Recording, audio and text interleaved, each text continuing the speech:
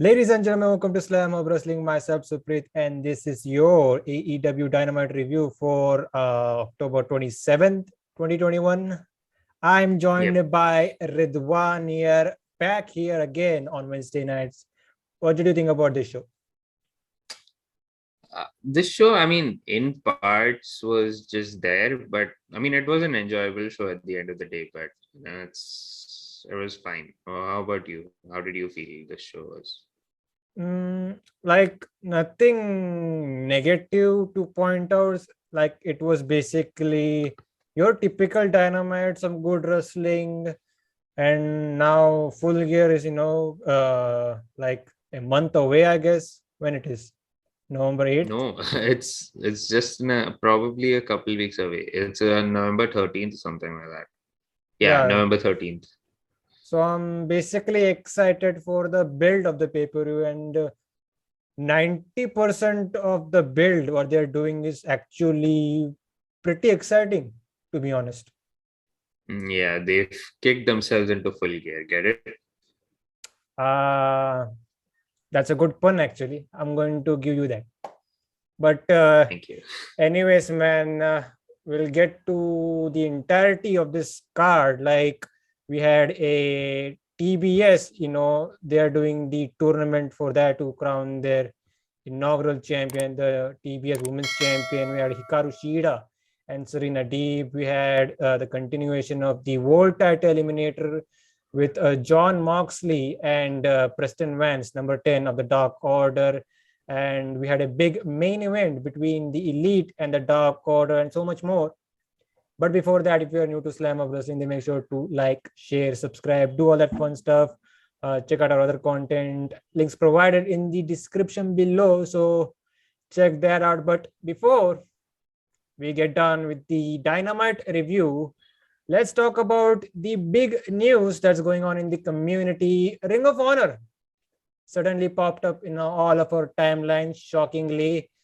But it's some pretty bad news. Like, can you tell the people what happened?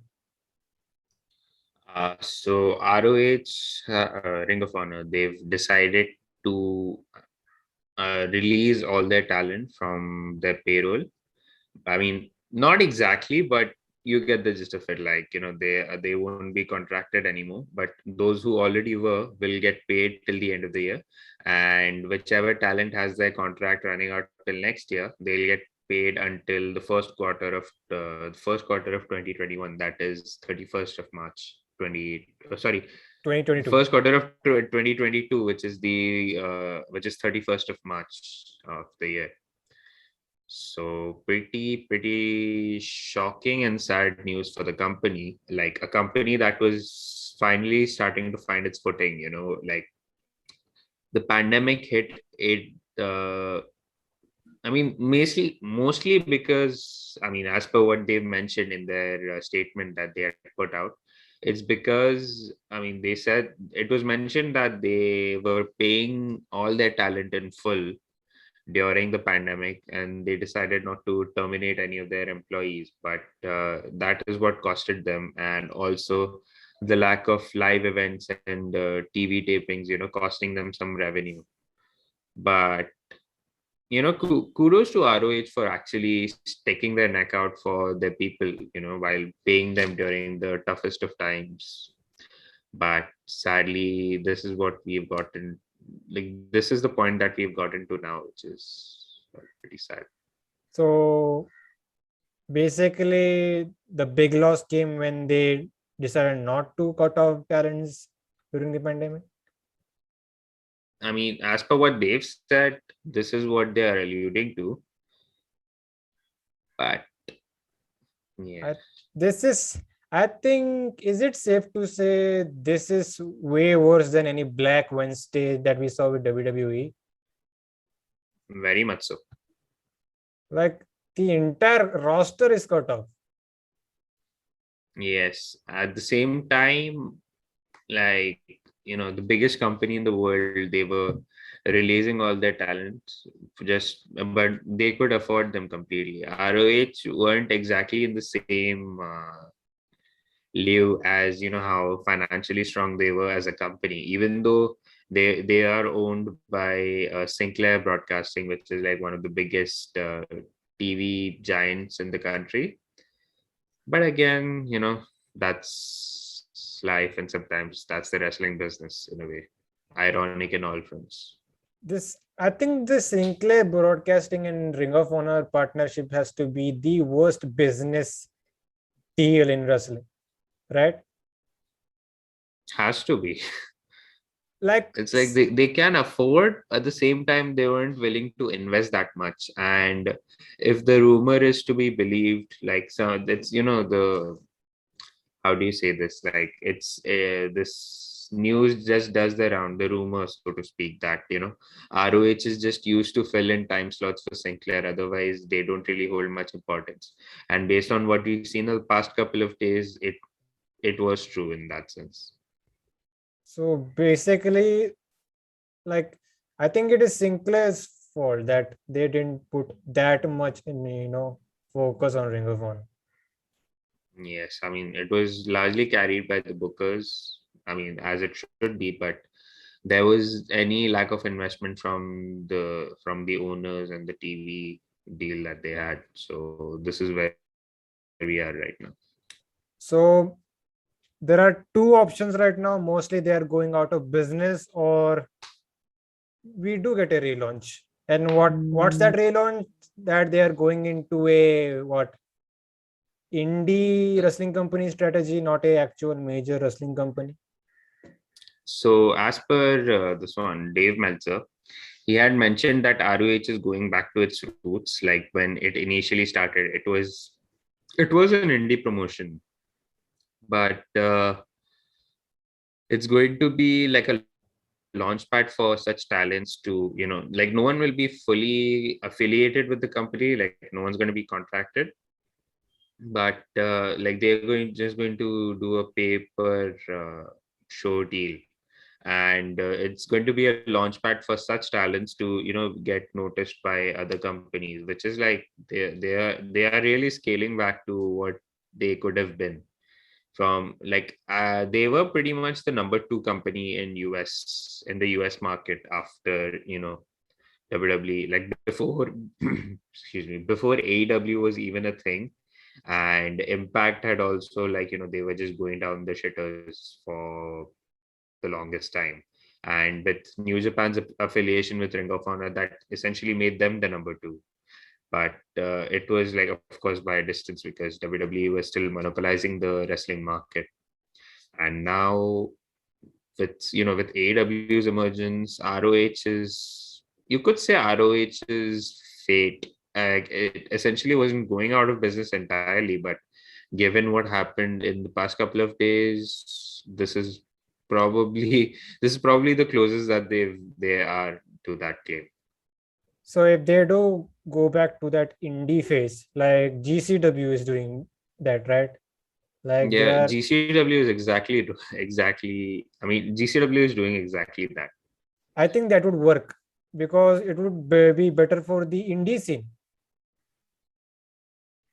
Yes, but if you want like a company with such a rich history as ROH, they were, like I said, they were the number two promotion in the US by default, and now they're scaling back to what it could have, like, from what it could have been. They could have excelled more so by cultivating more homegrown talent. As we've seen, there are a lot of talents that have come up the ranks in ROH and have gone on to do better things elsewhere. Like, you got guys like Kevin Steen, El Generico, even though they were like, Seth wrestling Rollins, regularly. CM Punk. Seth Rollins, CM Punk, Austin Aries, Bryan Danielson, Roderick Strong, like they were still like standouts in the independent scene, but they were also affiliated. They have some sort of history and affiliation with Ring of Honor, which propelled both their respective careers at the same time. The company that was Ring of Honor, but yeah. Like the Briscoes were literally there for day one. Yes, Briscoes and no, No, I was going to say BJ Whitmer, but now he's working as a producer with AEW. There are even Delirious is Delirious. also, yeah, Delirious is also pretty much their day one guy. So if they do go back, if they do relaunch, hopefully they do. And with this indie phase they're going, I think it will work. But if in case even that doesn't pan out, so mostly they will be going out of business.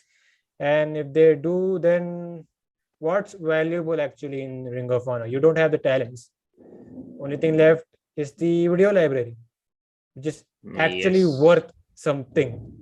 Like such rich history and the names that are performed in the Ring of Honor, like some great legends, some well-known names. And if you sell it to a WWE or a AEW, that would be worth it, man. Yes, but I don't know where exactly will that tape library go. I mean, if I'm not mistaken, is ROH currently airing on Fight? I think Mm, it is. you can, yeah, I think you can do that, but there are several ways you can watch ROH. Like, They did have a Honor Club, that was their streaming service. yes, that Uh, was there. you can order pay-per-views from Fight. I don't know. They sometimes made their TV shows free for some reason. I don't know. That was the ways you can watch ROH. Hmm. But they do have a streaming service, so you Yes, could. but that's completely not in use anymore now that they are essentially like, getting away from. Yeah, you could literally sell it to a WWE or AEW. Yep. I hope it is. I hope they sell it to AEW because, I mean, obvious reasons they'll get some acknowledgement of their rich history. At the same time, so many of ROH alumni are currently in AEW. Could say that similarly for WWE, but I think as of now, AEW has like more number of old ROH wrestlers, even in terms of like producers, because Jerry Lynn who was a former ROH world champion. BJ Whitmer, like I mentioned, there's Brian Danielson, there's Bobby Fish, there's Adam Cole, Kenny Omega, Bucks, Cody, Hangman. The list Yeah, just keeps on going. yeah. Even if they go to the Peacock slash WWE network, that would be bad as well. You don't like that idea? Nah, Why? I mean Peacock. I mean Peacock is basically. I mean it's a more. It's less of WWE. It's more from the NBC network. So they have like multiple shows who are which are being aired. The famous TV shows such as Office, Brooklyn Nine-Nine, Parks and Recreation. These are like some of the best Community. These are like some of the best TV shows that have currently there, sitcoms. And at the same time, WWE is the only wrestling that they have which airs on that network essentially, because USA is part of NBC. And given the issues that are there with Peacock as it is, a lot of archival footage is missing, and not every show that has happened in WWE is on the Peacock network, and a lot of censorship. And ROH, I mean, essentially in that case it's a PG product, but again, like there will be a lot of scrutinization to while if they are uploading ROH on Peacock. So probably my best guess is Fight would be ideal. Fight, or any, like, if AEW comes up with their own streaming service, which both Tony Khan and Tony Schiavone have alluded to that it's going to be a thing probably until the end of the year or next year. Yeah, Next year would be a lot more if suitable. if by chance AEW gets ROH's tape library, then they could take a claim for All In as well. Exactly. Yeah, that didn't really cross my mind, but good point on that. Because All In was a precursor to AEW, but at the same time, it was largely produced by Ring of Honor in that case, because they were the ones who helped with all the production stuff. And looking back at it, you could essentially agree that this was an ROH show in that sense. Yeah, and it will be a good start for if they do start with a streaming service. I'm talking about AEW. Yes, I'm currently watching on Fight. I mean, it's good to watch it because every single episode is there, but I have issues with the mechanisms of Fight. But if AEW comes up with something of their own, and if it works pretty well, then why not? Yeah, but before we end this ROH topic, the fact that this great company that has been for 2 decades is mostly coming to a close, that's a sad part. But what's the saddest part? All these people literally losing their jobs. Exactly.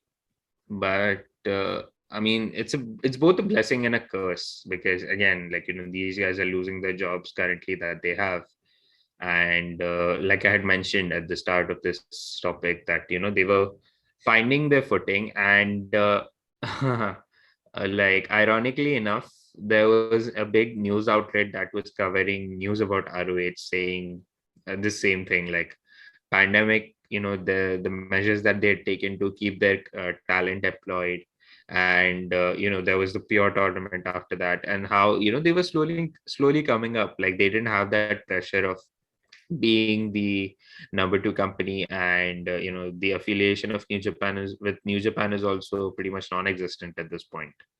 So they were coming into their own, like they were silently putting out great shows, and all the talents that were there who were also wrestling independently were also getting a chance to shine if they were not signed by the top two companies in the country or the world rather.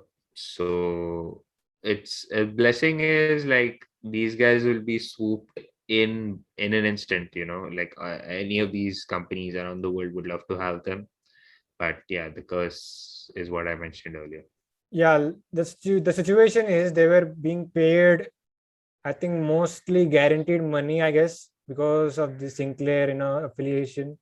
But now they have to either work indies or get scooped by AEW or WWE. And the WWE, That is definitely going to happen, the latter, and the former as well. Like there's already ROH champion Bandito. He was announced for a GCW show in next month, like December is what I mean. yeah, like even if you go with the current WWE hiring formula, there are some guys that could make the cut. You check out the ROH roster, there are some WWE guys. Wins, like guys like Vince McMahon would really love those guys. You could easily put those guys in the current NXT 2.0 model. Anything in specific that you think of? Maybe the new ones. There is this guy named Dak Draper. There is another guy was basically in Tough Enough a couple of years ago. Then he went to ROH. He was actually their pure champion. Yes, Josh Woods. Josh Woods. Dak Draper is someone that I heard of. That too, it was not like by not watching him wrestle because his name is from a TV character named Don Draper. But Josh Woods is someone that I hadn't heard of. Like, not exactly. I just seen like when you're going through whatever ROH has done, and you see like he had a match. Cool. That's how I've heard of him. I haven't really seen any of his matches.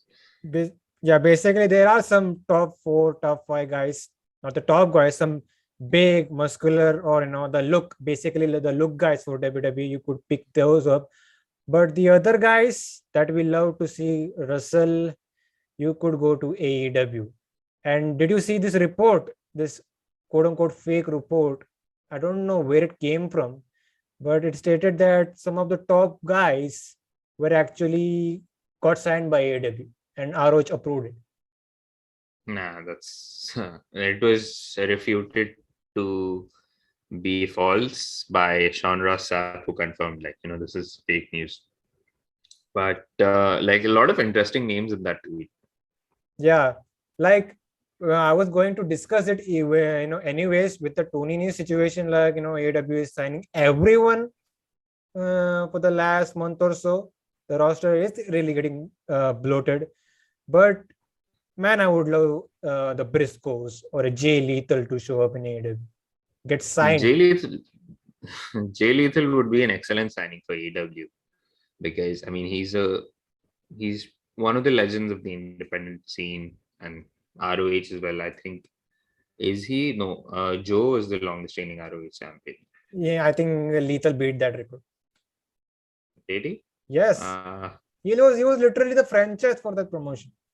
Yes, but like I was assuming Joe had a more 600 plus day title reign, or probably no, Rush had like something around 432. That was largely because of the pandemic. Lethal had a year-long run, which he lost to Adam Cole. I mean, it was his second world title run. No, first. I think he beat Joe by combined number of days or something like that. Nothing much. Yeah, probably. But yeah, like I would love if the Briscoes, Jay Lethal get signed by AEW. Like these guys, like basically gave the blood and sweat for Ring of Honor. Oh, absolutely. And the one person that is going to be a hot property for both companies, for both WWE and AEW to scoop up, will be Jonathan Gresham. Yeah, there is a possibility if AEW picks him up, great. Or otherwise, there is New Japan. If they get their shit together, they are trying to. As we get to January 1st, they're trying. Yes, but he did appear on New Japan recently. John Gresham, that is, like on their the US show Strong, because I mean recently that I saw there was someone named Gabriel Kidd who was cutting a promo about how he survived life, basically, like he's chronicling his personal tragedies, and then he wanted to wrestle John Gresham, and John Gresham just comes out to the ring. So probably you could see him in New Japan as like a junior heavyweight or even AEW, but I don't see him in WWE because of size alone. Yeah. The other thing, New Japan Strong, I think they could fill in that gap for Ring of Honor. And they were for some people. Like I'm not sure where is Chris Dickinson signed. I think he was working both. Yes, like you mentioned Chris Dickinson. There is Brody King. There are most of those ROH guys were actually working for New Japan Strong. Even Dragon Lee. Tracy Williams. Yeah, Tracy Williams as well. Another name. See, like New Japan Strong, they could fill in that ROH void if the money is good. I hope it is. But yeah, man. And there's another situation. Mike Bennett and Maria Kanellis, like they recently got released by WWE. They will land on ROH TV. And now both were also pretty like influential backstage, because Maria Kanellis was part of the Ring of Honor board of directors, and Mike Kanellis was also helping, I think, producing matches, and like he was heavily involved backstage. And more than, I mean, I genuinely feel sorry for them, because like I mentioned a couple of weeks ago that Mike is, I have like a huge soft corner for Mike Bennett as a wrestler, and as a person I think he's fantastic, and this is a terrible situation to be in, but I wish them the best of luck. I hope they find something good for themselves and continue to thrive in this new wrestling scene that has come up. Now you realize why all of these release talents from the last year didn't go to a ROH and decided to go to Impact or AEW instead. Yeah, I mean, Impact is also pretty much guaranteed money, and at the same time, like there is some level of exposure, and that's another company with good history, despite the shady things that they've done in the past. And AEW is, of course, like that's like the best platform to have among all, because I mean, what more could you say, right? At least EC3 was controlling his own narrative. He's one of those. He's another name that was reportedly in the AEW list. No, I hope not, because I mean AEW roster is bloated as it is, and I mean his current gimmick would probably be a good variant, because I was still thinking of his old one, as this rich, handsome brat, and MJF took that spot. So this current gimmick would probably work, but I hope he returns to Impact because there is some unfinished business to do. And he did appear after Slammiversary, I believe, last year He when did. all of these ex WWE talent were getting signed left, right, and center by Impact and not AEW. And I think he had a match with Moose, and that was it for him there. This will be a good chance to return there. And there's another guy that is Danhausen. And like if you see the current ROH roster, he was the only standout, if you ask me. Like he was already he already is a mainstream guy, doing this, what do you call, this interviews, this podcast with mainstream, Hollywood guys. Conan O'Brien. Yes, Conan that's the guy. O'Brien. That's the guy. Like Danhausen is already making guaranteed money before he even got to ROH. Love that Danhausen. Yeah, that's another guy that AEW, quote unquote side.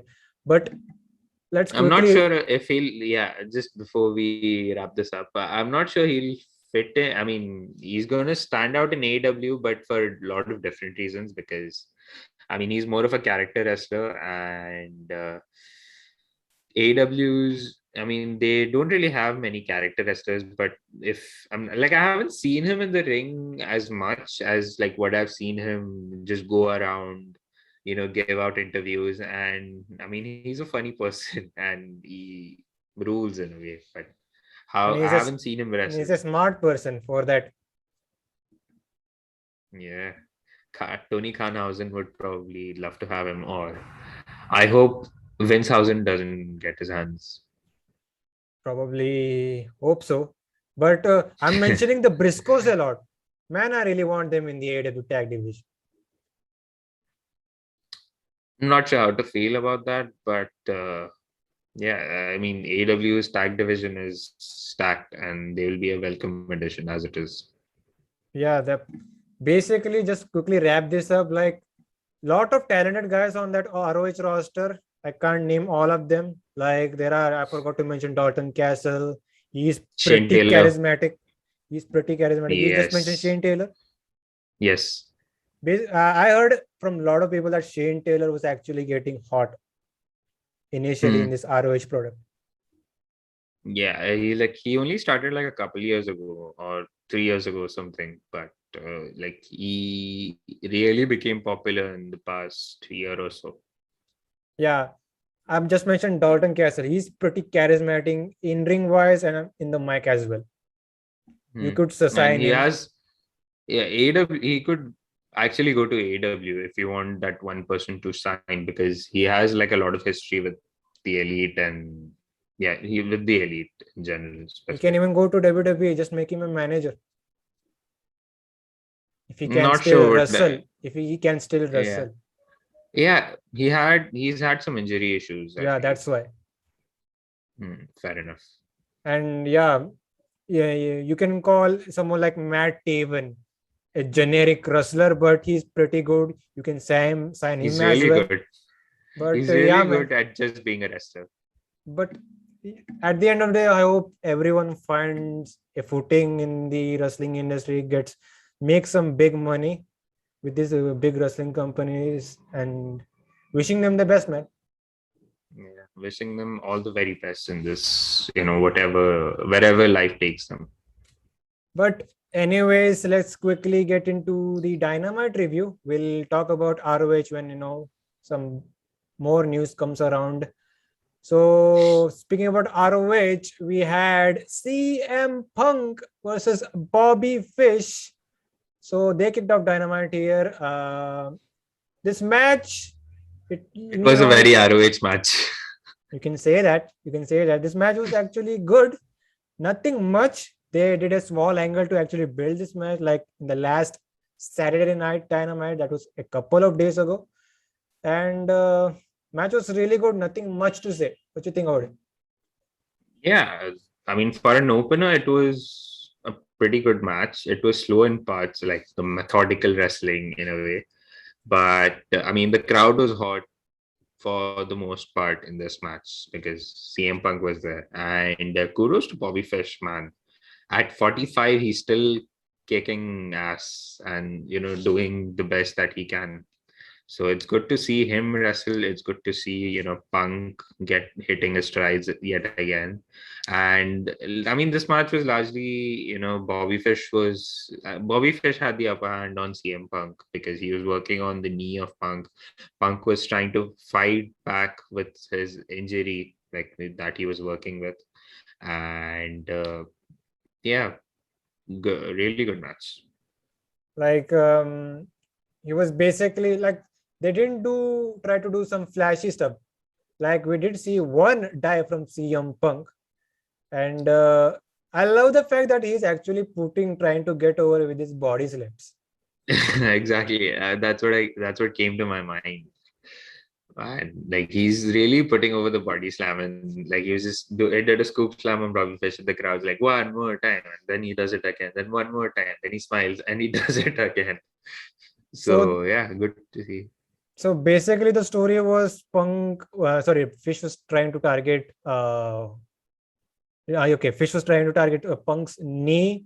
So this actually caught up to him. Like they were actually exchanging big moves at the end. So this was a sudden finish. Punk actually hits the GTS, goes for the pin, and I don't know if this was on purpose or accident, but Fish kicks out actually. But the 3 count was actually done, and CM Punk won this match. The match overall was good, and there you go, man. Yeah, and he was clutching his knee while he was trying to make the cover, which I mean, you could say, if you want to build logic around it, because I certainly didn't feel that, there was any logic to the kick out.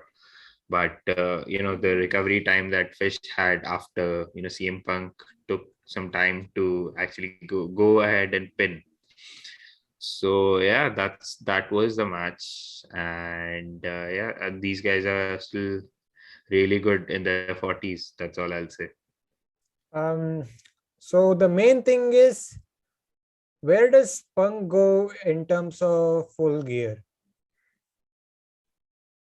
If the rumored card is to be believed, like the leaked card from Tony Khan, he was supposed to face Wardlow, but they haven't built an iota to that in that direction, or you could say they have, because if you watch the road to shows that they do before an episode of Dynamite or Rampage, they were talking about you remember when MJF attacked Sting last Saturday, and CM Punk ran into save Anthony Green from an attack from Bobby Bobby Fish. Fish. Yeah. Yeah. So that's when like they alluded to it a little, because he's like, MJF is a piece of shit. He said something like that. And then when I reached the arena, I've had a bad day today. My wallet got lost. I missed my flight, yada yada. And when I come to the arena, I get to know that Sting got attacked by this piece of shit MJF. And then like, I hate bullies.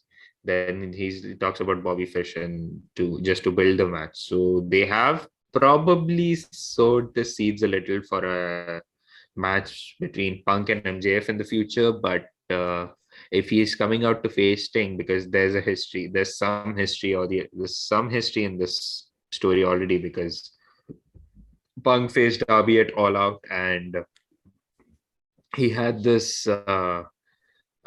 exchange with Sting after the match. So there you go. Probably they could see some thing in that direction. But I'm not sure if Wardlow would be the right person in this case, or he is, because Wardlow, I mean, for his young career, it's amazing to face Punk, but I'm not sure, like, given his standing in the current AEW scene, probably they could use Sean Spears for a good match. That would happen if they are going to go into that, basically facing all the Pinnacle members. I think we would see a Punk and Sean Spears match down the line. Yeah, but sadly, it sounds more like a Dynamite match, sadly. than a pay-per-view. But I mean, I've mentioned in the past, I really like Sean Spears, and this is a match I would love to see between him and CM Punk. But basically, if they do Wardlow versus Punk, it's just to set up things for a MJF match, right? Yes, and like I'm trying to picture this in this sense that, given how MJF is trying to escape everyone, and he always puts Wardlow to bear the brunt of MJF's rivals beatdowns, like even yesterday's that we'll get to. And before that, like he got attacked by Sting before MJF just came out and beat his ass. Sorry, Sean Spears came out to save MJF, and MJF gets to beat Sting's ass. So he's always put Wardlow ahead in terms of danger. So this is probably something that is going in that direction. I think it's going to be a long-term deal, seeing where MJF is heading towards. And also, this can also probably, have Punk help Wardlow see the light, and Wardlow eventually turns on MJ. That's something that they've been building for a year and a half now at this point. We'll have to wait and see, man. We'll have to wait and see. We'll get to MJF. But before that, we had a promo from Malachi Black. He says that his match or rivalry, you could say, with Cody Rhodes was not about, getting a pinfall victory. It's just basically him destroying the Nightmare family. And he did achieve in that goal, says Mr. Malachi Black. And that was basically the promo here. So I kind of like that he's actually, mentioned those facts. And he actually made it clear in that Instagram post, if you saw that. Yes, very fiend-like from Malachi. Fiend. I think Wyndham is going to show up. I hope not. You don't want him in AEW? I've said it clearly in the past. I don't want him. Okay, Wyndham and Dan Hassan for Impact Tag Team Champions. Works for me. Great. Let's talk about Maxwell Jacob Friedman, MJF. He was in action. He was facing Price, not Remsburg, Donovan. So This was basically a quick squash match. Nothing much. MJF wins with the Heat Seeker, beats this kid to a pulp, and there you go, man. But we did get to hear MJF on the mic, and he's basically shitting on the Boston crowd and calls them mid, I believe. He didn't exactly call him that, but that's what he was referring to. So he's doing his typical heel shit, love every time he does that. And we also had, Wardlow and Sean Spears in the ring as well. So all of a sudden, mid-promo... His accountability buddies. Which he named in the last Dynamite, if I am not wrong. Yep. So what happened was, mid-promo, the lights go out and Sting's music hit. And it was actually a rib. And it was all thanks from Sean Spears. MJ was impressed that Sean Spears pulled this off. And the crowd, the boos from the crowd started getting louder and louder. And this lights out thing happened once again. MJF thought it's still part of, Sean Spears' rib. And Sean Spears mentioned that this is not on me, something like that. And the actual Sting shows up and he starts beating both Sean Spears and Wardlow, while MJF, bailed out of the ring. He was near the ringside section. So in the background, as we see in the crowd area, there was this guy who was fully covered with this trench coat and a big hat. And it was revealed to be Darby Allin. So he went after MJF. MJF escaped again. So Darby then decided to help Sting, attack both Wardlow and Sean Spears. He pulled out a skateboard with thumbtacks on it, and he swung at Wardlow back first. So Wardlow's back was fucked up. If you saw the pictures on social media, so there you go. Darby even challenged MJF to a match, just basically saying you and me full gear, something like that. So this match is happening at the pay-per-view and should be good. Should be great. And the build has been Uh, really entertaining, to be honest. It really has. Like this, they've been building this for a good couple of months now because like Darby was going through all the Pinnacle members to eventually face MJF. And this is where we are right now. And this match is somewhat official for the Full Gear pay-per-view, which is great. And you forgot to mention the video package Yeah, before Sting shows up. that was a The typical Darby Allin type video package, right? Yes, and the disguise that he pulled off at ringside, that was the most normal thing I've seen Darby Allin do because all I've seen from him is, him just killing himself on every occasion. But this time in that video package, he dressed one of his friends as MJF, and this was in a concert-like setting.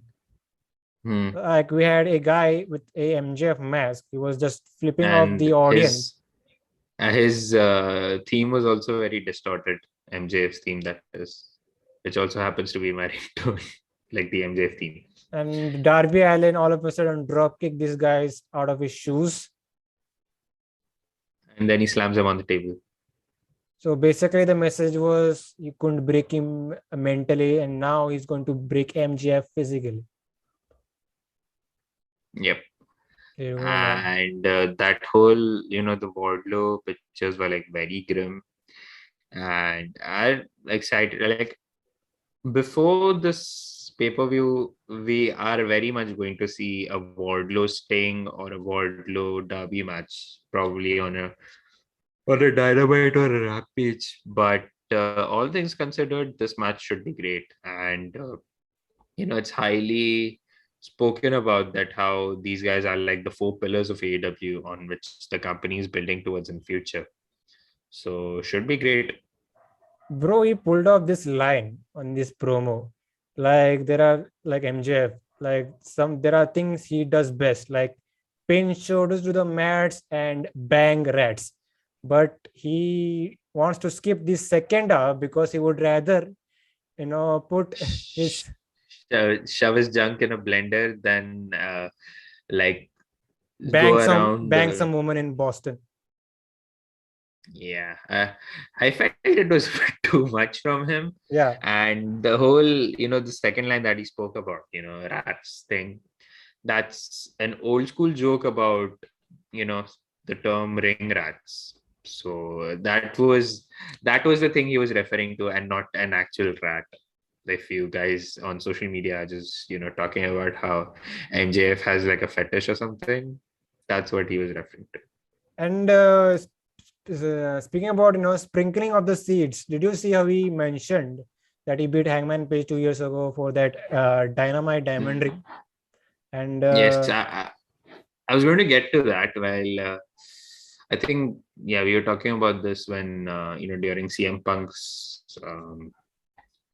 I was talking about this during CM Punk's segment or his match, like how they were building towards a long-term thing in the future. This is how Wardlow would probably turn on MJF, but this is like the best way that they could go, because he said if Kenny or Hangman, I don't care, you're looking at the future AEW World Champion. And this is very much a person who is going to beat Hangman Page for the title eventually. But that being said, if Hangman ends up winning, I hope it's not a short title reign. I hope he gets like a good amount of time with it. He does need a long title reign, and this should be good, man. This is a great 1 year plan for the world title picture. Absolutely. And the world title picture itself looks, if not now or even like a year later, it's still very promising because a lot of top contenders are there currently, and a lot of contenders are going to climb up the rankings and eventually get a shot in future. But moving on, we had a interview with Dr. Britt Baker, DMD, So Shivani was interviewing Baker here. So basically, Baker said something like she was on the Jericho cruise recently. So there was supposed to be a match with Abaddon, which she walked out now. Like she decided to no show or something like that.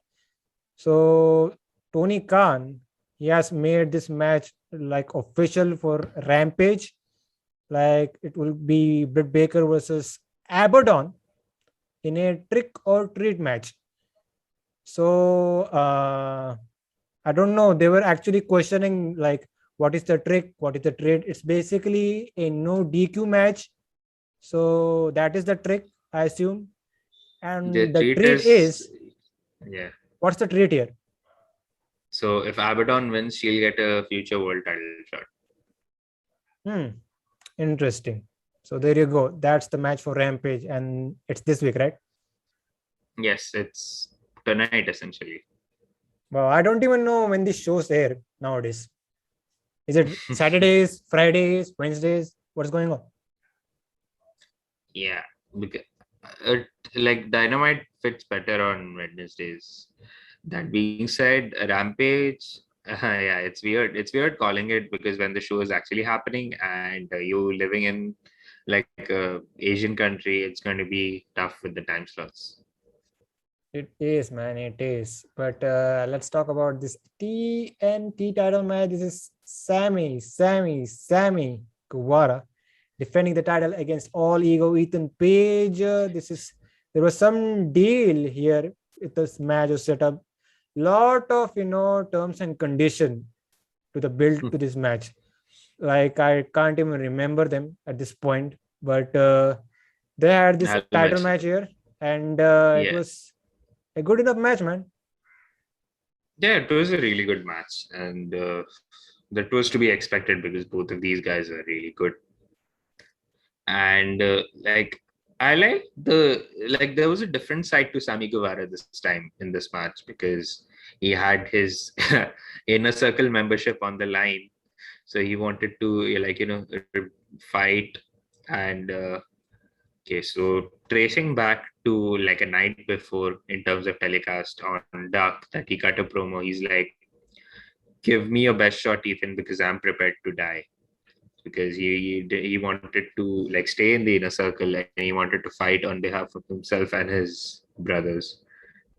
And then MJF comes. Oh, sorry, why did I say MJF? Ethan Page comes out and he says that if you're prepared to die, then I'm going to do the best I can because then he cuts his stick like I've got the best smile and I've got the tightest tits, and he was like, I almost killed Darby Allen, so you're nothing to me. And then he gets attacked by Men of the Year, as they leave Sammy in a shoot bloodied mess.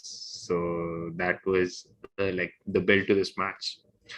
And there was also another stipulation that if Sammy won, they are going to get their match at Full Gear between Inner Circle and the American Top Team, and aside from Sky and Page, the three members of the American Top Team will be decided by the Inner Circle. So they, So all in all, yeah. like you were You're saying saying? something. No, I was trying to continue on this match, but continue. Um, let's get through the highlights. You wanted to talk about them. Yes. So like this match starts with Sammy just putting his belt down on the stage and just starting to beat the shit out of Ethan Page. And before the bell even rings, he just takes him all across the ring side and just beats him up. And then he takes him into the ring, and the match begins. And Ethan Page was on offense for the most part. Like he was trying to counter for every flip or every move that Sammy was doing, but despite that, Sammy was still able to pull off those flips, and he does it like without an effort. Like he does it so well. So so major kudos to that. And like there were some moments there, like Ethan was standing on ringside, and Sammy just did a shooting star press onto a standing Ethan Page, and there was like a Spanish fly And like there was like in the start of the match that Sammy just does that thing where he just does a moonsault flip from the top. Like it was a cornhilo, but a moonsault type, like similar to how Park or Ricochet does it.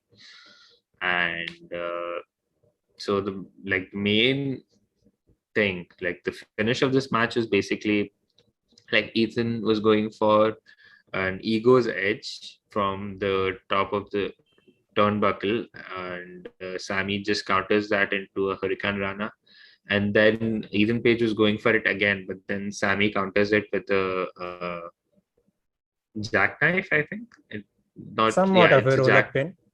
yeah, somewhat of a roll-up pin, and he gets the win. So he gets his ass kicked by Ethan after the bell rings, and Scorpio Sky jumps him again, and until the inner circle show up, and they do a promo about, and then it was the usual Jericho promo, how he was like soaking into fans' adulation, and he was calling Dan Lambert a fat faced dipshit, and then he was just singing a song, pandering to the crowd, and that was pretty much it.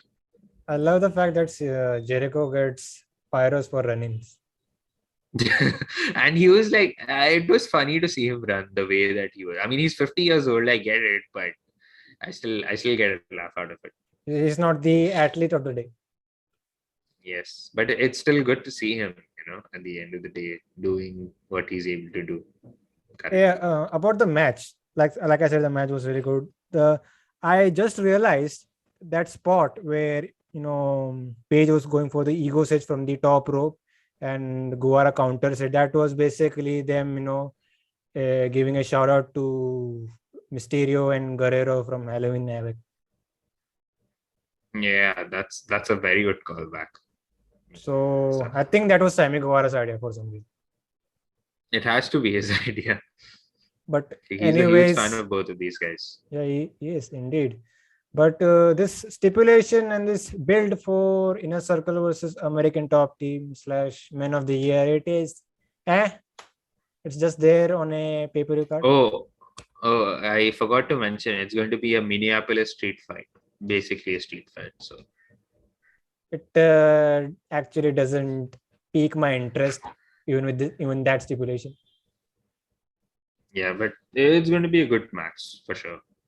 It's just going to be on that card. Yes, but there is a good chance we might see Jorge Masvidal in this because of his involvement with Jericho. Bro, this feud, let me be honest here. This is actually the same thing we saw with the Inner Circle Pinnacle feud. I mean, this has like a bit more mainstream exposure to it because of the people involved. And yeah, that's about it. Anyways, man, let's see how it pans out as we get to the pay-per-view. But let's talk about Eddie Kingston and Bryan Danielson. So Shivani was enduring both of them at the same time. Both men were just close. And did you see that promo from Roads to the Top that they cut? I didn't get to watch that, but this was like my best experience of seeing the build to their eventual Rampage match. Basically, in that promo, Bryan Danielson went full heel mode. He's basically shitting on Eddie Kingston. He didn't hold back anything. Kingston was just firing back equally like he usually does. So we also saw the same thing here. And Danielson did mention the last promo bit, like he was actually like Kingston was actually pissed. He was talking about his personal things, like what he goes through with his mental stuff and all, and he just bailed out. And when Danielson got to spoke on the mic, he said that their last promo thing or encounter, whatever they had, it was basically him, wanting this type of Eddie Kingston, a fired up Eddie Kingston. That's why he went full heel mode. That's the explanation here. So basically, they're building up their, Superb. basically they're building up their Eliminator tournament match, and that's going to happen at Rampage. And if you want to hear spoilers, the spoilers are that this was a really good match. Okay, that's something that I wanted to hear, but I didn't want to know the result. I'm trying to avoid Rampage spoilers as much as I can. But yeah, man, I'm so excited for this match to happen because these talent. I mean, both of these guys are like legends in their own respective ways. Brian is Eddie is somewhat. I mean, more on the indie side, but he's getting his recognition on the more on a more mainstream level. But like I love the explanation from Brian. Like I mentioned, like it was superb of him, just trying to motivate Eddie Kingston to give him his best shot. And he also mentioned Moxley, like him, like this version of Eddie Kingston and John Moxley are like two of the best. And then he mentions professional wrestlers in today's day and age. So they are sowing the seeds, and as per the leaked card, they are building towards Mox versus Brian, and this is like the best way to get to it. And apparently, people walked out before this match even happened. That's the story that's going After on. I read that it was after this match. Or before this match. I think it was before this match. It shouldn't be before this match because because of the time slot that Rampage is in, they usually front load it. So all the main event, like it's a show that happens in reverse. Like the main event happens in the beginning of the show, and it just regresses as the time goes by. The quality, the match card that is. Um, So I'm pretty sure it was after this match that they walked out, and they didn't have any other reason to stay back. To be fair, based on the other matches that were there, which is harsh of me to say, but this was the match that you wanted to see on that card. but anyways, man, loving this tournament so far. I had said it on day one. I love how they set up this tournament. That's what I really liked. And it was predictable, but when a predictable thing is happening for the good, then you don't mind it at all, right? Indeed, sir, indeed. But speaking about tournament, I'm digging this TBS title tournament as well as of now. So this is one of their first round matches. It is Hikaru Shida versus Serena Deeb. Even this match, see, like I even love how they set up the TBS title tournament with this already going on feuds, and I love all the setup.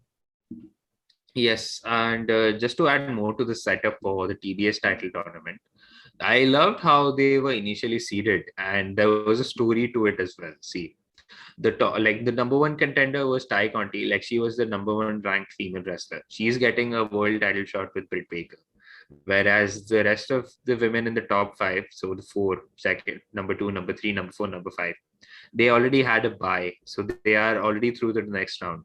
While they are trying to determine the opponents for them, they had to fight among themselves. So I love this setup at like so much because it really gives a prestige, at the same time some legitimacy to a championship, as well as the things that are leading up to that eventual champion. So great stuff from AEW.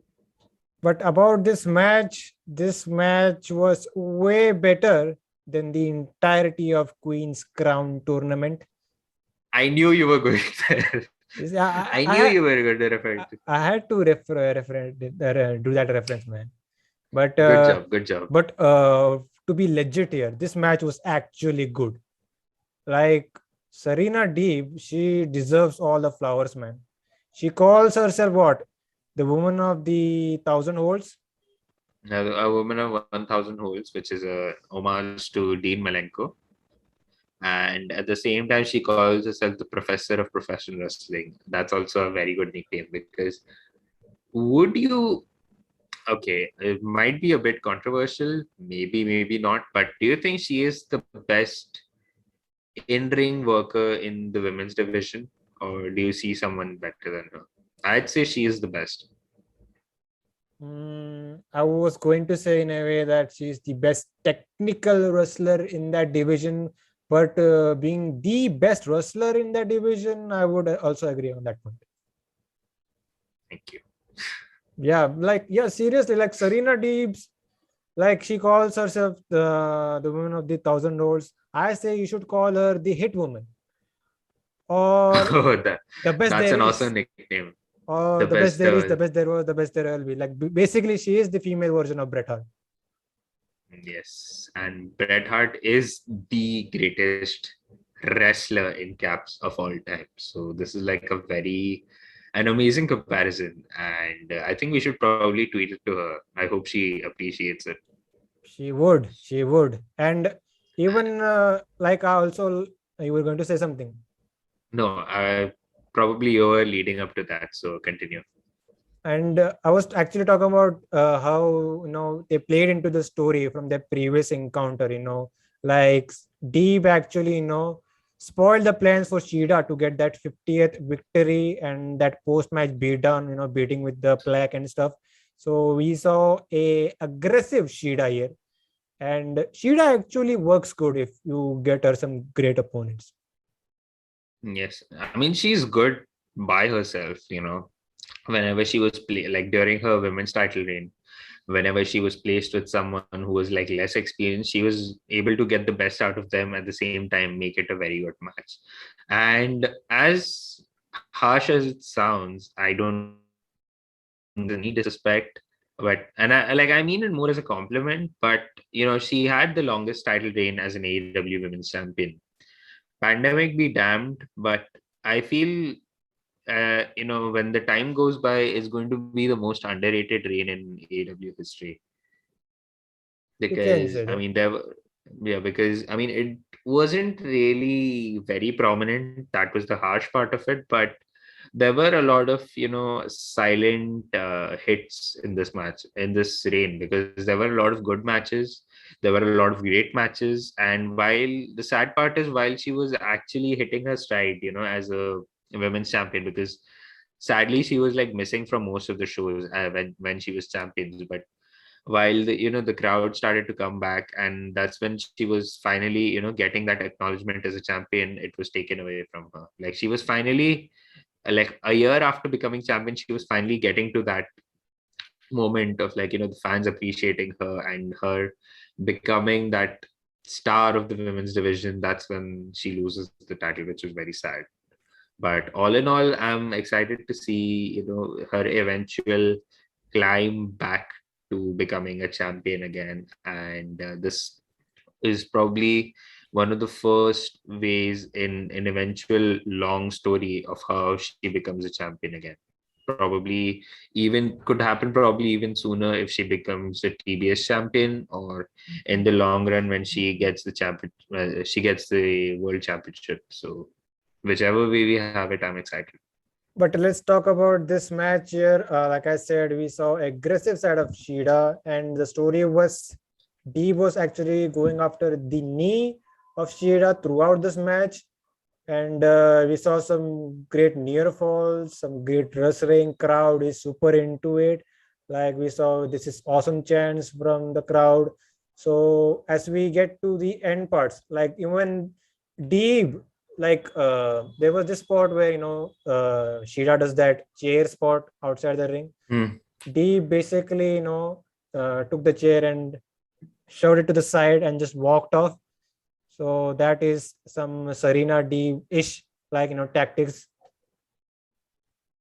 And then she uses the stairs to eventually do that move. And I liked how even the commentary explained that she was desperate to kick Serena's ass, and like this is the move that she does regularly, and she and knee injury and all that, she just wanted to have a win and get a measure of revenge on Serena. So kudos to Excalibur on that, man. He's so fucking awesome.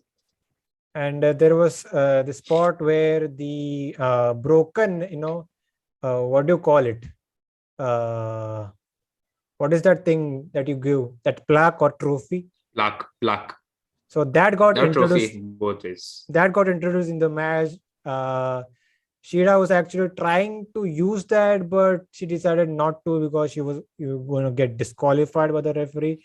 So as we get to the end parts, they were doing a lot of roll-ups and pins, and Shida actually got a surprise cradle, something like that, and this came out of nowhere. Really great finish, if you ask me. There you go. Shida got the 50th win, and she advances in the tournament. And there you go. At There was a post-match beatdown on Shida. Serena Deeb went full insane with a steel chair, started bashing it on the injured knee, and we had officials coming out to break this up. And I have to Jerry say, Lynn, Bryce Remsburg, man, he's a different athlete. he's built different. Yeah, he's built him. That was the phrase I was going for. I love Bryce Remsburg. Me too, man. He's such a sweetheart. Like, And the way but he and have you noticed the way he pins? yeah, He bends his knee and does a pinfall or something like that. yeah, and I like massive shout out to Bryce Ram's work, and I like how he's often involved in like I know most of Bryce Ramsberg's history more from Chikara and less of him doing other indies such as GCW or elsewhere. But Bro, I he, like he literally called the most famous indie match of all time.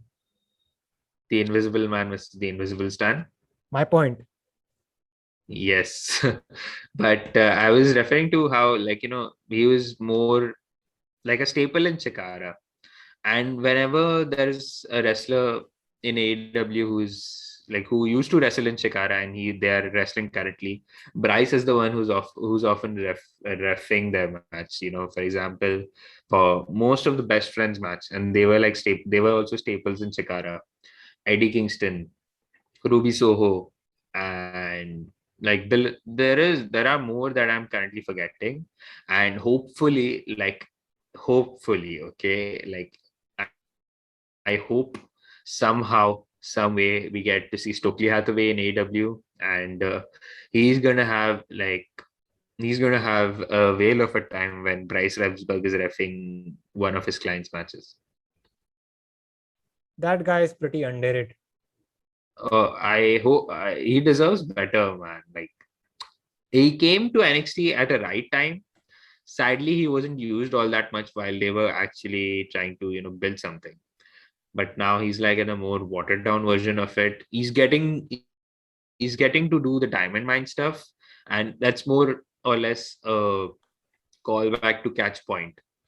But he's doing great there. I just hope he gets a more mainstream attention and he becomes a star because he's so fucking good.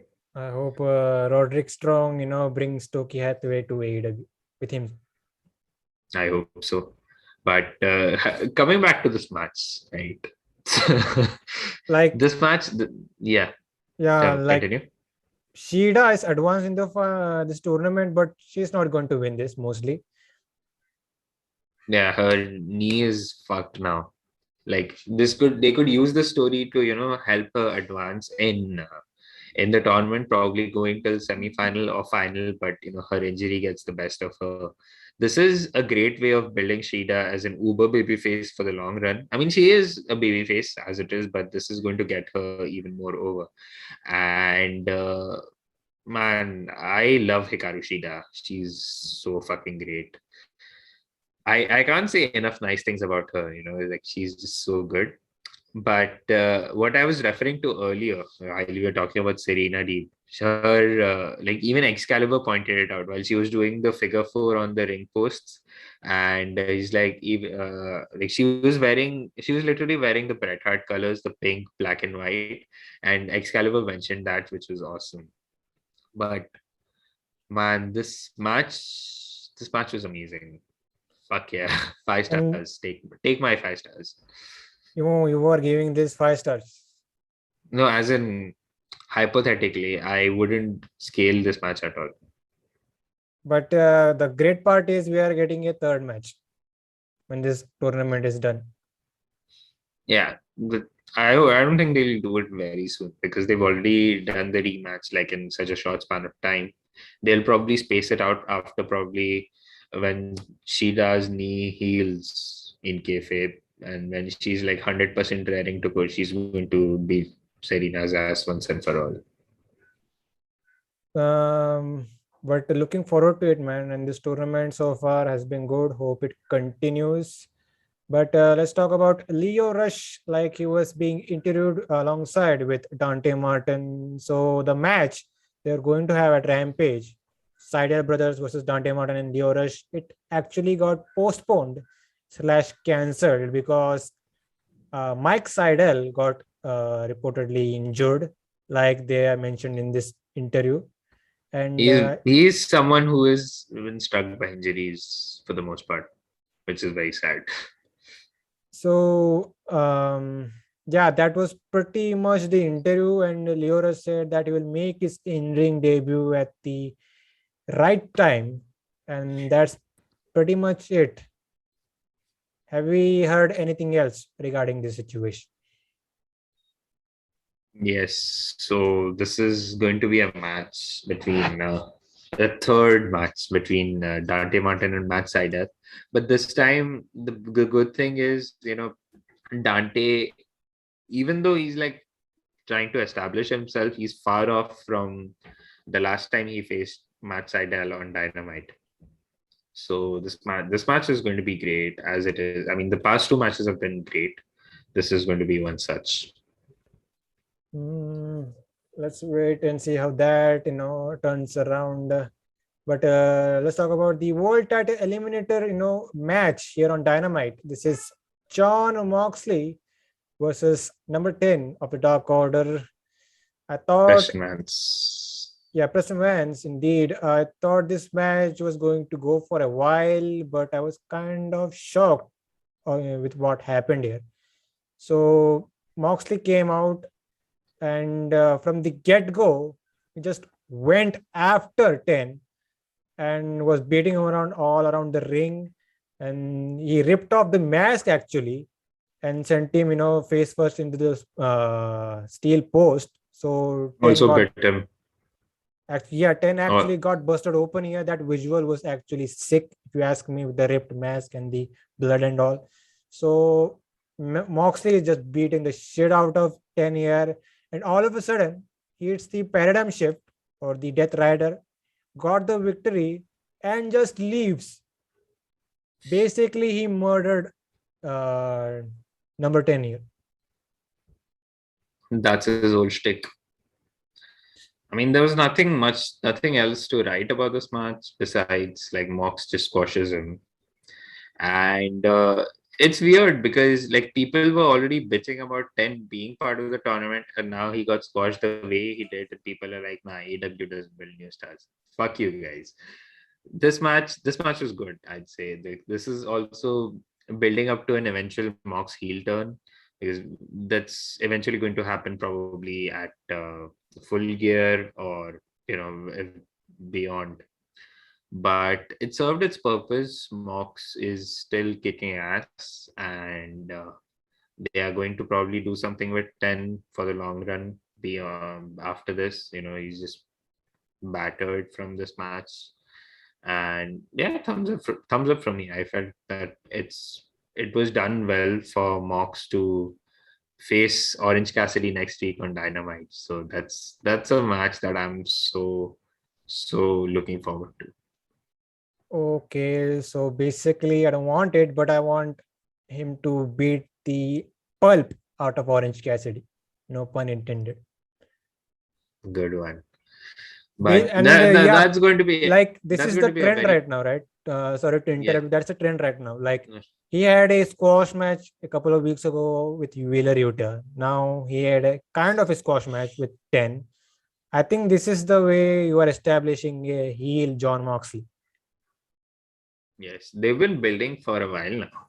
Like, I'm not sure if I mentioned this, but you remember the first promo he cut when Hangman was taking time off for the birth of his son, and they were talking about Mox was talking about how he lost his titles due to nefarious means, thanks to Kenny Omega and the Elite, and then he was also shitting on Christian Cage and Hangman Page. So this is a story that they're building for a long time, and if hopefully Hangman wins the title at Full Gear and Mox wins the Eliminator tournament, you've got a feud like then and there itself. Also in the ladder match, while Hangman was the one who costed Mox and eventually went on to win the whole thing. So they've been building this for a while, and sign me up. And the promo from Moxley and the last Dynamite set the tone for what's going to happen. And I like how he mentioned that his daughter doesn't let him sleep. Like she's an infant and he's having sleepless nights because of her. And he's like taking some focus away from his eventual goal of becoming a world champion again. So great stuff. Basically, say he doesn't give a shit about winning, like about the world title, about ratings. He just wants to get home and spend time with his daughter. Yeah, hence the repeated squash matches. So he basically Arrive, wants to kill people arrive, and get raise home. hell. Yeah, yeah. Arrive, kill people, leave. So yeah, that's pretty interesting. And I think my prediction is changing for this eventual Danielson and Moxley match. You're also predicting Mox. I think it's going to be Mox from the way that Mox is acting and his character change, if you will. I've been predicting Mox since the leaked card, so Let's see. But another match that could be officially set for Full Gear. This is FTR and Lucha Bros. Basically, they had separate promos, throughout the night, talking about each other, and eventually this, like FTR really wants the AEW World Tag Team Championships. So I think as of now, this is set for Full Gear, if I'm not wrong. very much so. Like they haven't fully confirmed it, but it's in the books and it's eventually going to happen. Because I mean, there is something that they've teased like a few weeks ago with the whole Los Super Ranas, and then there was there was that match, and then FTR beating the shit out of Abrahantes, and then the Penta cutting a promo. There you go. There's this match. This match is something that I'm most looking forward to on the entire card, I'd say. I Basically, love both of them. FTR said that Lucha Bros for the first time in their lives are going to be in a fight. They've been fighting all their lives. And did he mention no? This FTR promo was after the Lucha Brothers promo, because they also mentioned the amount of struggle and sacrifices that I had to do to get to this point that I am at, and we're going to beat your ass, Cero Miedo. But that's when FTR, they're like, we were away from this championship for a year. They lost it at Full Gear last year, and they're like, this kept us away, and we hated that. Now you guys are going to find out who is the absolute best tag team in pro wrestling is, and top guys out. So, and as someone who's like a fan of tag team wrestling, I am so super excited for this match, man. This match is going to rock. So I would call it a bold prediction, but this is going to be the match of the night for me, at least, regardless. Depends. You also have Kenny and Hangman in that card.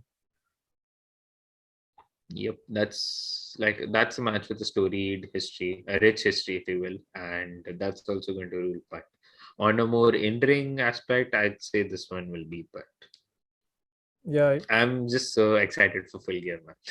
can't wait, man. Can't wait. But this was kind of unexpected. A Cody Rhodes promo. This was interesting because it's been a while since I heard a in-ring promo from Cody Rhodes. The last time he did a in-ring promo, he almost got cancelled for all the wrong reasons. But here you go, man. He was accompanied by the Glock enforcer, Arn Anderson. So basically, I think you would describe this promo better than me. Was he shitting on the IWC general managers? Yes. This was exactly that promo. Like, I love you guys so much. I know you guys hate me, but I'm not going to change myself for whatever you say. That was the gist of the promo, if to put it in simpler words. But I'll just try to explain this in detail, whatever he said. So he starts off with saying that last week you saw a different side of me. but I wasn't going to fully commit to it because it's going to be cheating. I've all these years I've made promises with you, like to abuse my power as the executive vice president, to put myself back into a title shot. I didn't do that because I love you guys, and you guys need to understand that. Again, I love you guys. The third part, he's like, try to put myself in my shoe. Like, I know Malachi has given me a hard time, but try to put yourself in my shoes and understand that this is not going to be easy. If I do turn to that dark side, I'm just trying to paraphrase as much as I can, like what he was trying to say. So, uh, where was I? Yeah. He I kicks off the can. shoes, basically. Yeah, he kicks out of his shoes. I just mentioned that, but I was saying that yeah, I would embrace the dark side if I had to, but that will be cheating, and I don't cheat. I'm a good guy. And then he's like, again, he says, I love you guys. And also he's like, he tries to make amends with his family. He's like, he tries to degrade himself as someone whose wife is too hot for him. His dad, even if he lived 300, if Cody lived 300 years, he wouldn't be able to do justice to his legacy and the cultural impact that he's left. Then he speaks about Dustin, that pound for pound, he's a Hall of Fame wrestler and probably the best wrestler ever for him. And better than And him, he he, said. Maybe. yeah, yeah, he's just trying to belittle himself, like very humble of Cody Rhodes. Okay, jokes apart. And he tries to make amends with the rest of the Nightmare family. You know, Lee Johnson, Brock Anderson, Sean Dean, and a lot of other guys that he mentioned. That he's like, I'm sorry, and then he just turns to An saying that you were the person who identified my mistake, and I'm so proud to be associated with you. It's an honor for you to have my back. And then he again says, like, what he means is like, I love you guys. So he There gets was, so yeah, yeah, I think you're getting into the Andrade part.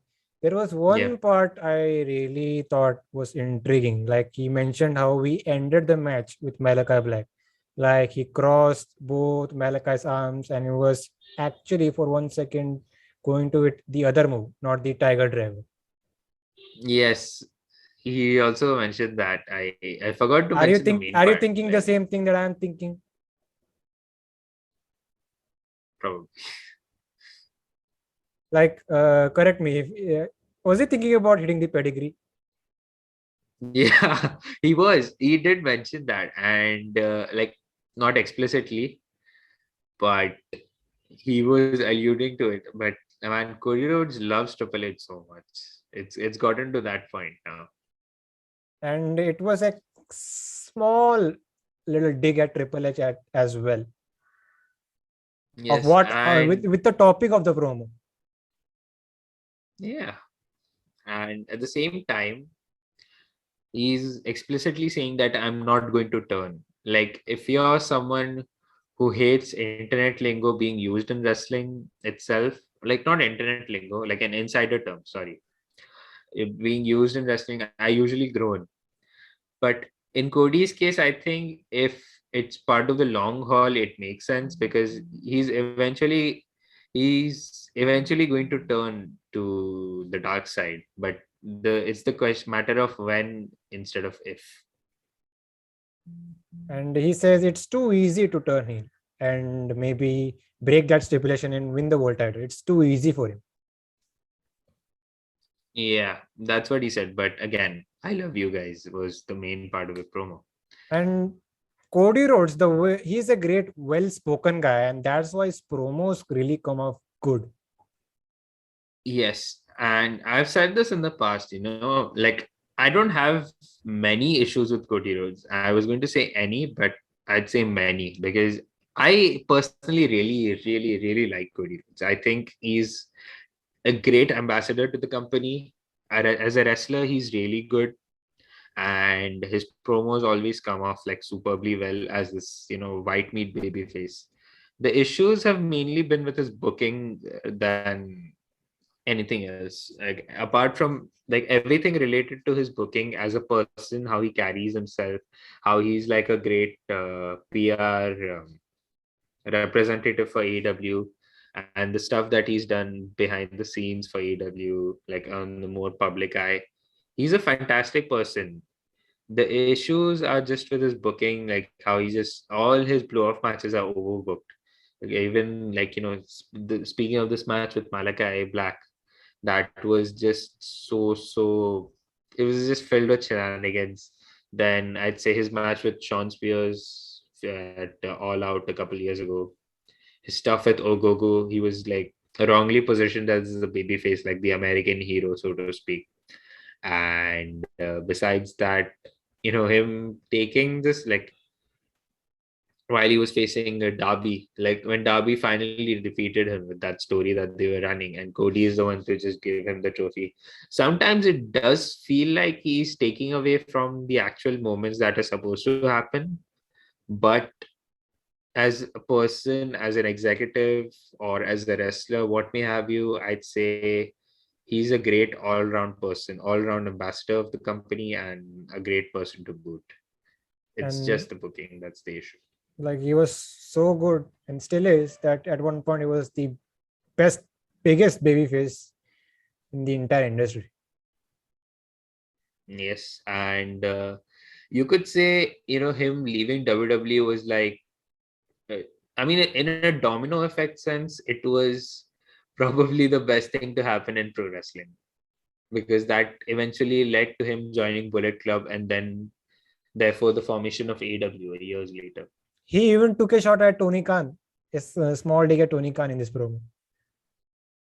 Which part you would say? Like Tony Khan helped fund and this company, but he was one of the the guys that actually helped make AEW into existence, something like that.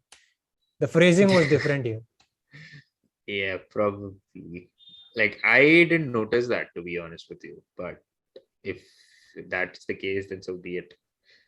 This promo does deserve a rewatch, but let's get down with this stuff. Like we also saw Andrade interrupting Cody Rhodes here, so they are building stuff here. Like Andrade is basically shitting on Cody, and the crowd here is in like they are wooing for some reason, and small "We Want Charlotte" chants from the Orlando faithfuls. Not a good time to do that. Exactly. So Andrade is basically shitting on Cody Rhodes and says that he also took a shot at Cody's neck tattoo. I can't believe he went there. If that tattoo fucking sucks, so good job, Andrade. So Andrade came in, and then Malachi Black showed up, right? Like what happened He's here? like, So Andrade just comes out to the ring. He's like, Cody, everything you do, you're hated for it. You're just like me. These guys hate me too, but I don't care if they hate me because I'm fucking rich. You're a piece of shit. And then he's like, I've got friends all across the world, and I can make anything possible. Just him being a mob boss, trying to make everything possible. So that, and then the lights go out, and Malachi shows up. He missed Cody. Both Malachi and Andrade beat up Ann and Cody, and even Andrade's assistant Jose. Even he was jumping on the action. He was just beating him like a normal pro wrestler would. He's a And former then, wrestler. is he? Yes. Got to research on that. Then Park shows up to even the odds, and he helps save Cody and Ann from Malaka and Andrade. So both the heels escape, and Park is just sitting there cross-legged, just giving a middle finger to both of them. And it's like an odd pairing between Cody and Park. But now that we get to know that there's going to be a singles match next week between Andrade and Cody. So that's also another match that is off the full gear card.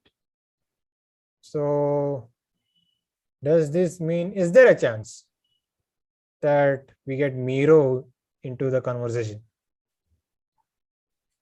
I don't want to say that it's too late. They could probably do that, but if the story that they've built like these all these weeks, to in between these four guys, what if it's a fatal four-way match or a tag match? Tag match makes sense. Fatal 4-way match for what? Because again, both, like, what if some fuck up happens again next week? Because it's a Cody match, it's definitely going to get overbooked. So some fuck up happens later, and like these four get involved, get into each other's faces, and that's how we get a fatal four-way, I guess. But at this point, the way that they've booked, I think a tag match makes more sense. But let's wait and watch what happens later on. I do sense a somewhat of a permanent alliance between Andrade and Malachi. Yes, and I'm not sure. I'm not sure if I might have mentioned this on the YouTube comment the other day.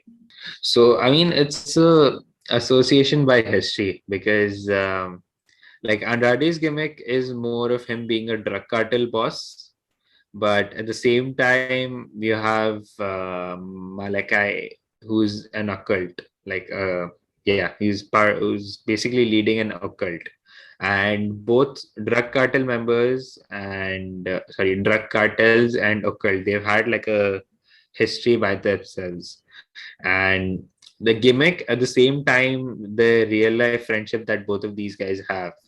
So in a way, like, it is an association that is going to last for probably the foreseeable future. Let's see, man. I exactly don't know what's happening, but I do sense a somewhat of a permanent alliance. I mean, it's going to be like an alliance, but not a permanent thing. Like, they're just going to show up at each other's matches, but sparingly. I hope that's the case. I don't think it's. I hope not. I hope it's not a long-term partnership because also Malachi is not a full-blown heel at all. Like, he's a tweener who's leaning a bit towards the heel side, because you've seen him do some face tendencies, because he acknowledges the crowd. The crowd loves him. And also the other day, while he was acknowledging Dante Martin after that match that they had. So it won't be a permanent alliance, but for now it's like the enemy of your enemy is my friend. So that's where the story is right now. Hey, just give me Malachi Black versus Spark and I'll be good. Yes. That, like, the match that they had at the UK tournament itself was good. This is going to be like a more furnished character, and this match is going to be even better.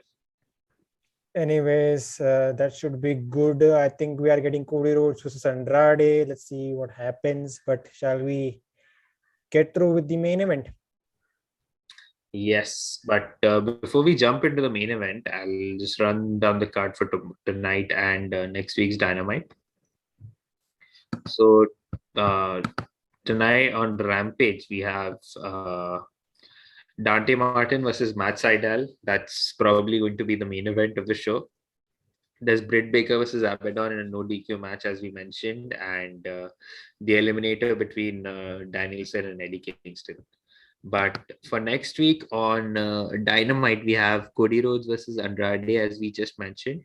We have Ray Phoenix versus Dax Howard. And really, like, that's a match. Yeah, that's a match that got announced somehow. Oh. I might have missed. Yeah. There is Anna Jay versus Jamie Hayter as part of the TBS title tournament. The winner goes on to face Thunder Rosa. And the second semifinal, which is John Moxley versus Orange Cassidy to get into the final at Full Gear. So that's the card for Dynamite and Rampage. And let's end this review with the main event here. This is the Dark Order versus the Super Elite. And I was sensing that these guys come out with Halloween costumes, something like that. They teased it last week, I think. Yeah, they did tease it last week. about the 8-man tag. We are going to pull off our Halloween costumes, and these guys took a lot of effort to end that, and fair play. So Dark Order, there was the variety of cosplays here. Like old Kamana Hmm. got dressed as Brandon Cutler. We saw Evil Uno dressed as a literal cowboy, and he had a mustache on his mask. That was hilarious.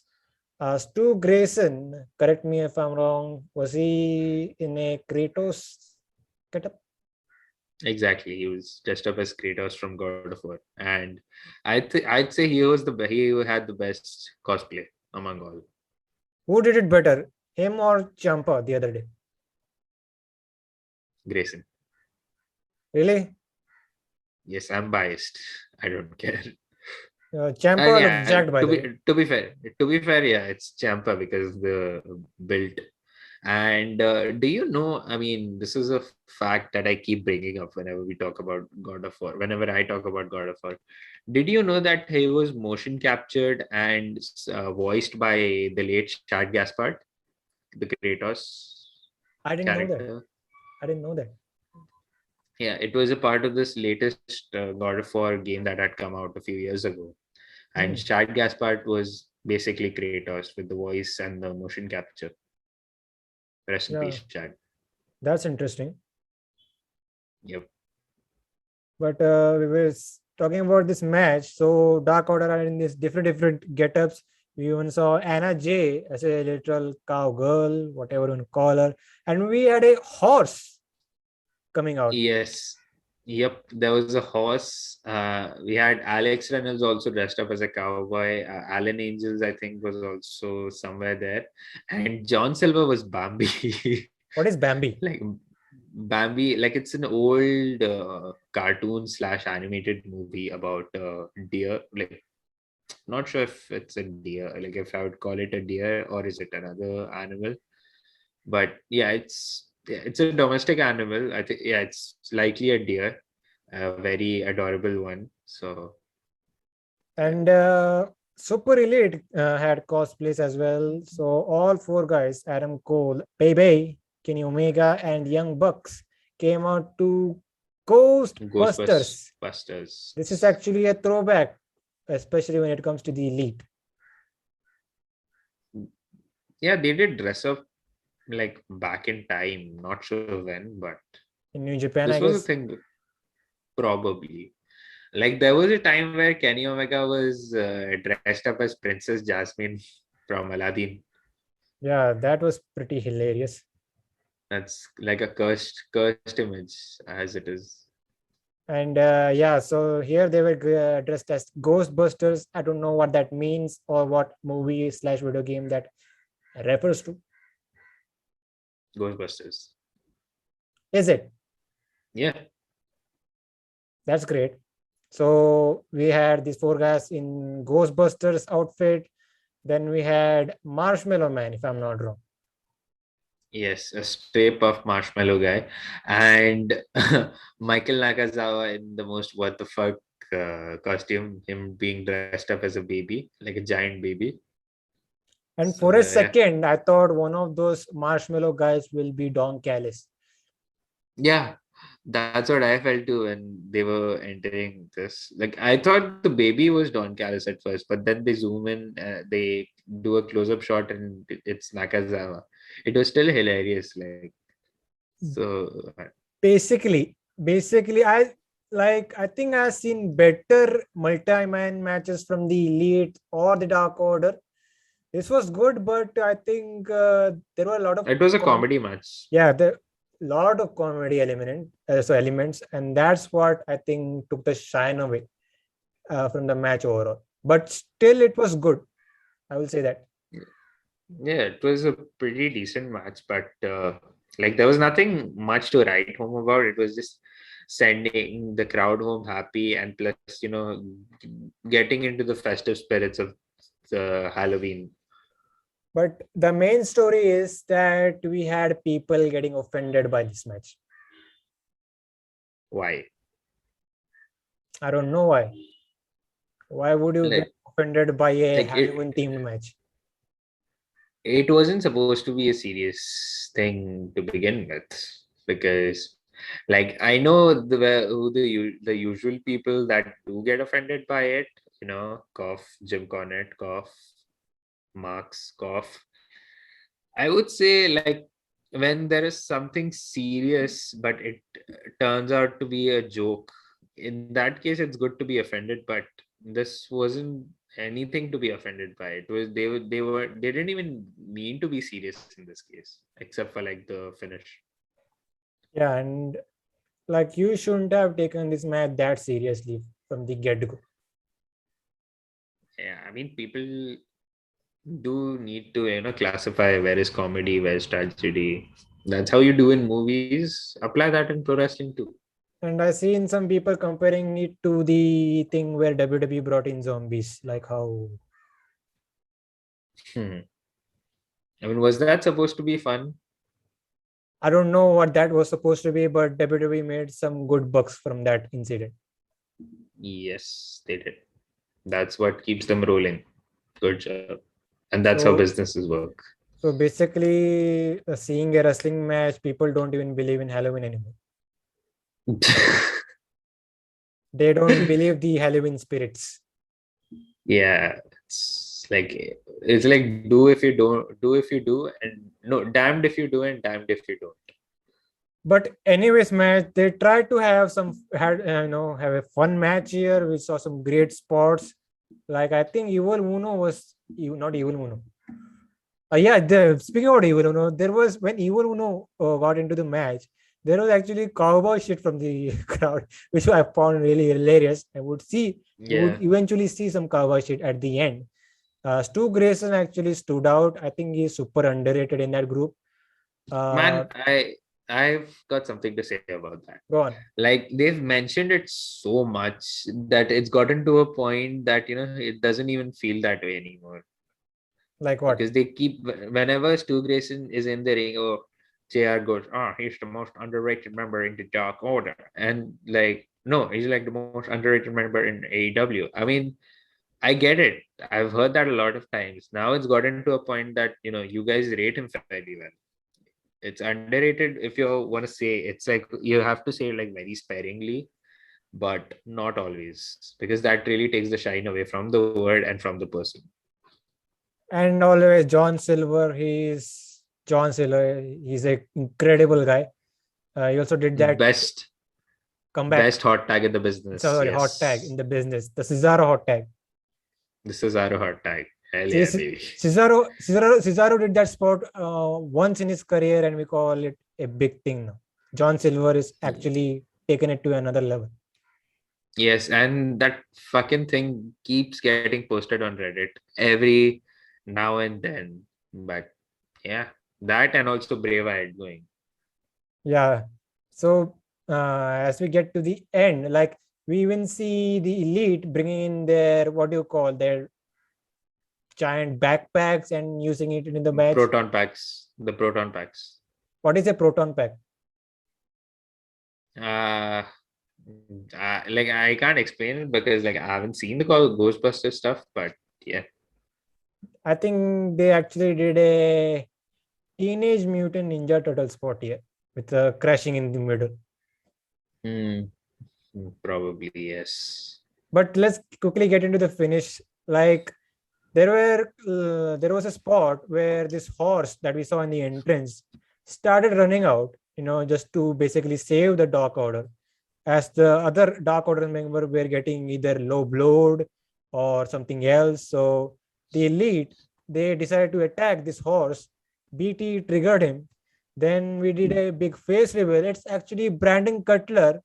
He was taped and being, he was behind the mask, and the Elite were in all confused mode. So wait, if Brandon Cutler is the horse, who's the marshmallow guy that is being accompanying him? So we did get Don a big reveal. Callis. We thought it was going to be Don Callis, like we said in the entrance. So there was this Hmm. spot where it was Matt Jackson and this marshmallow guy in the behind him. So I think Matt Jackson realized what's going to happen. He had I'm fucked here. situation, that look in his face. So the big reveal was it was Hangman Page as the marshmallow guy. You see a big pop. So he cleans out, attacks all the elite members here, and he actually goes for Kenny Omega. It's the dead eye, and then all of a sudden we see the finish of the match. It was John Silver. He did a, what do you call it? Doctor. It's called some doctor stuff, good doctor or something like that. So he got the pin here. For almost 1 second, I thought he pinned Kenny Omega, and I was like, what? Fuck, John Silver versus Kenny Omega. Sign me up. Almost happened, but it was Matt Jackson, I believe, who took the pin. Yeah, it was Matt Jackson. So there you go. Dark Order win with a little assist from Hangman Adam Page. There you go. And nothing much. That's how the show went of the year. Yep, just to send the crowd home happy. Or I think there was Rampage tapings after or before. Not sure about that. They do it after. Yeah. So they still had to watch Rampage. So they went home happy after Brian and Eddie, probably. And I wonder what is the deal with the Young Bucks and Jurassic Express. What will their role be at the paper? Probably them returning in a week or two, because it seems like now, Christian has his Impact commitments finished. Like now, we forgot to mention this news that AEW and Impact are no longer a thing anymore. So I will try to cover it in the Rampage review. Okay, sorry for spoiling that. Anyways, but like, what are we expecting here for the pay-per-view with all these guys now? I think either we get a simple tag match, or I predicted a trios match with Jurassic Express and Super Click. And didn't we get that already? With Christian Cage. I think we didn't get it. It was with the Dark Order members, I believe.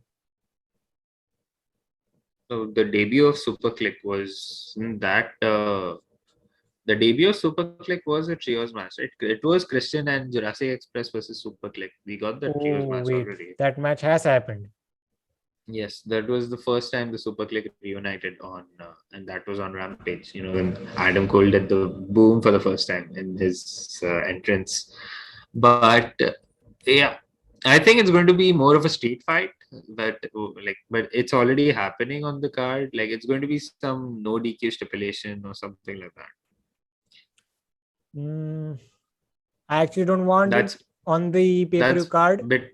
That's between Elite and Jurassic Express, and I agree. I don't want it on pay-per-view either. I think this match did happen on the pay-per-view last year at All Out, which kind of shocked me when I got to know, because I didn't know that match had happened already. I don't know what's the plan is. So basically, they could do Young Bucks versus Jurassic Express and Adam Cole versus Christian Cage. Yes, that's what, according to the league card. Cole versus Cage makes more sense. Not sure about the Bucks versus Jurassic Express yet again. But anyways, let's see how that pans out. But that was the Dynamite review. And before we leave, Ridwan, where can these guys find? So you can find me on Twitter and Instagram at @Rid_Amman. And if you're watching this in video form, you'd see it in any of these bottom corners. And you can find Slamhub Wrestling on Twitter at SlamHubW, Instagram at Slamhub Wrestling. Catch this review on Anchor and Spotify as well. This was the AEW Dynamite review, and see you guys next time. Ciao.